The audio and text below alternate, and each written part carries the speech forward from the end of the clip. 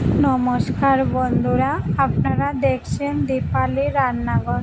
আজ আমি আপনাদের সঙ্গে শেয়ার করব কচু দিয়ে একটি রেসিপিটা তৈরি করে নিয়েছি।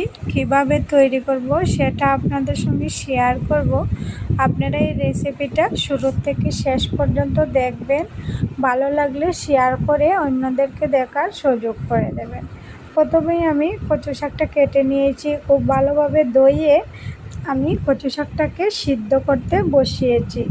অন্য একটি কড়াইতে আমি দিয়ে দিলাম পরিমাণ মতো কিছুটা তেল, দিয়ে বড়িগুলো আমি খুব ভালোভাবে ভেজে নামিয়ে নিয়েছি। ওইদিকে কচু শাকটাও সিদ্ধ করে নিয়েছি। কচু শাকটা সিদ্ধতে আমি একটি লেবুকে টুকরো টুকরো করে কেটে দিয়েছি, যাতে কচু শাকটা খেতে অনেক ভালো লাগে। আপনারা অবশ্যই কচু শাক সিদ্ধ করার সময় যদি লেবু দেন, খেতে কিন্তু অনেক ভালো হয়। এভাবে একবার আপনারা বাসায় বানিয়ে দেখবেন।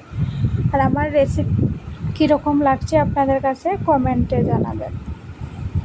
বড়িগুলো ভেজে নামিয়ে নেওয়ার পর এই কড়াইতে দিয়ে দিলাম পরিমাণ মতো তেল, দুটো শুকনো লঙ্কা, দুটো তেজপাতা, দিয়ে দিলাম কাঁচা লঙ্কা কুচি, দিয়ে দিলাম দুটো টমেটো কুচি, দিয়ে খুব ভালোভাবে আমি কিছুক্ষণ ভেজে নিচ্ছি। সিদ্ধ করে রাখা কচু শাকে দিয়ে দিলাম স্বাদ অনুযায়ী লবণ, টমেটোতে দিয়ে দিলাম স্বাদ অনুযায়ী অল্প লবণ, দিয়ে দিলাম সামান্য হলুদ গুঁড়ো, জিরে গুঁড়ো, ধনিয়া গুঁড়ো, মৌরি গুঁড়ো, সামান্য একটু জল দিয়ে মশলাটাকে ভালোভাবে আমি কিছুক্ষণ ভেজে নেব। কিছুক্ষণ ভেজে নেওয়ার পর এখন আমি এখানে দিয়ে দিলাম আগে থেকে সিদ্ধ করে রাখা কচু শাক, দিয়ে কিছুক্ষণ কচু শাকটাকে আমি রান্না করে নেব।